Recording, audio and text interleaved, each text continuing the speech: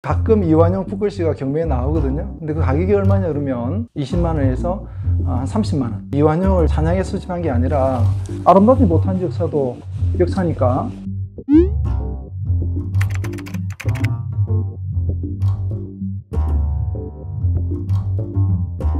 첫 번째는 이 종이 문서 한 장입니다. 초동 전당포라 되어 있죠. 물건 맡기고 돈을 이제 빌려가는 곳이 전당포인데요. 이게 경술년 5월 10일로 되어 있는데요.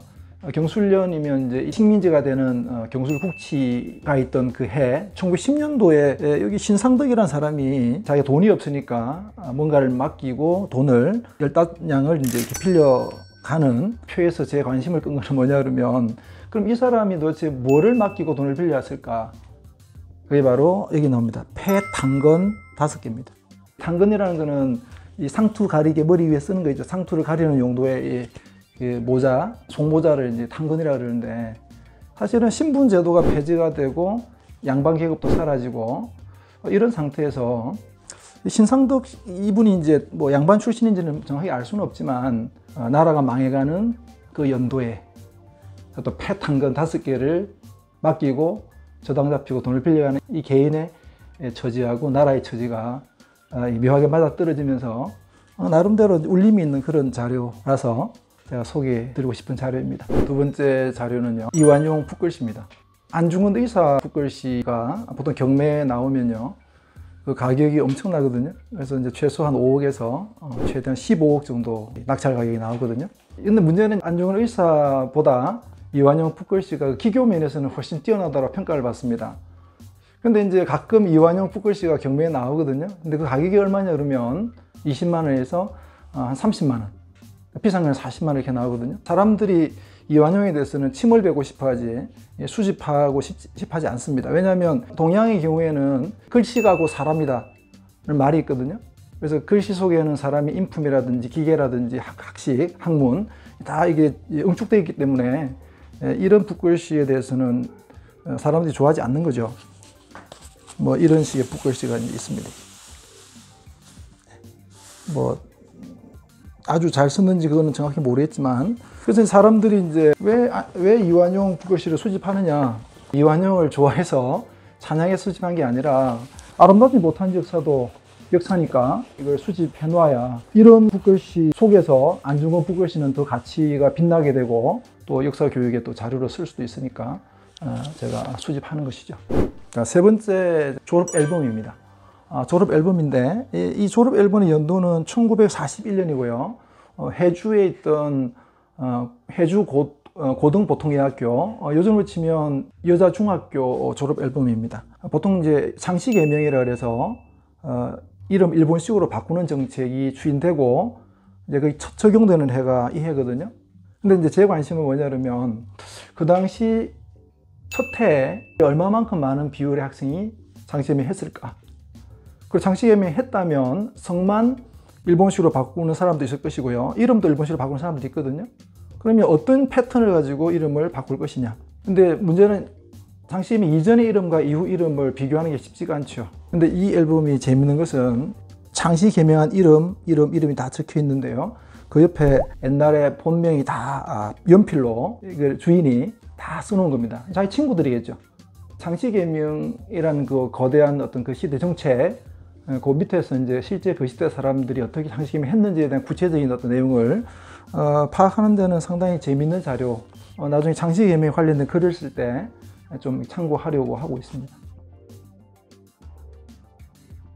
제가 이제 자료를 수집하면서 느낀 거는 뭐냐면, 기록물 같은 거 남기는 것이 막연하게 지식인들 전유물일 수 있구나 라고 생각을 했는데, 근데 이 수집을 해보면서 아주 평범한 사람들이 굉장히 많은 자료들을 남겼다, 그걸 보고 놀라고 있습니다.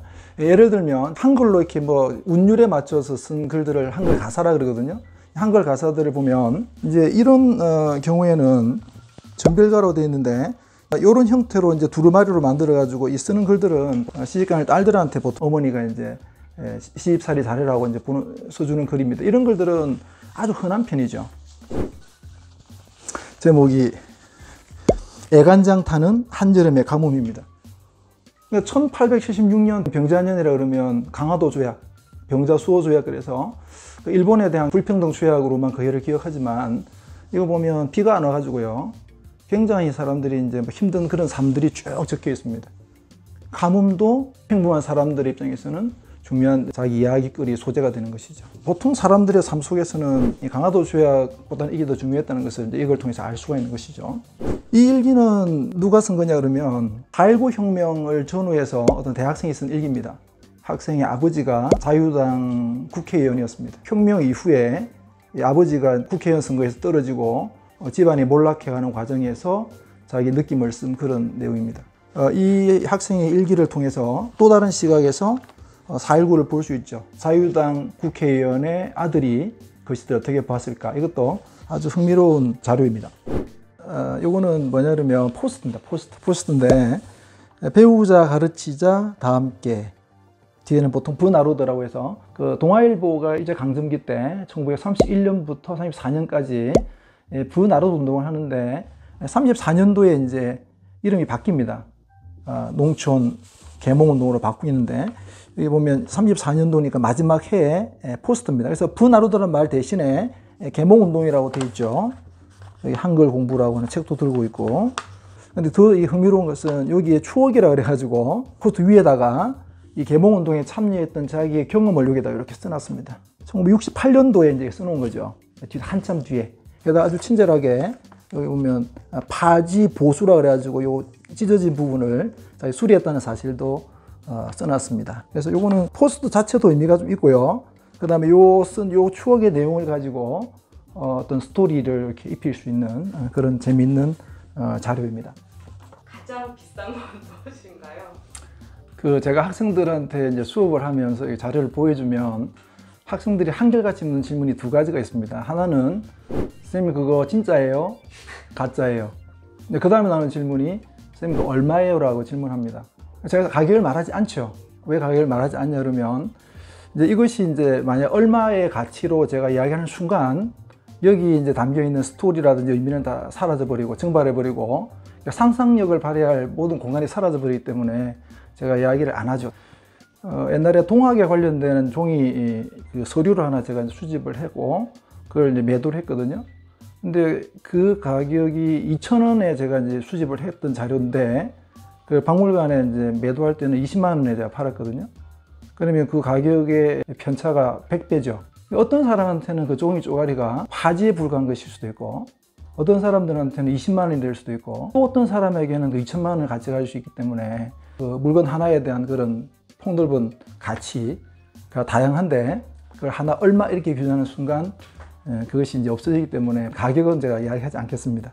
제 책 속에는 많은 사람들의 이야기, 특히 평범한 사람들의 많은 이야기가 담겨 있고 또 그들의 삶을 오롯이 느낄 수 있고 또 향기를 맡을 수 있는 그런 내용들이 많이 들어 있습니다. 그래서 제가 소개해드린 자료 말고도 많은 내용들이 들어 있으니까 그들을 만나서 흥미로운 역사 여행을 해보시기를 권합니다.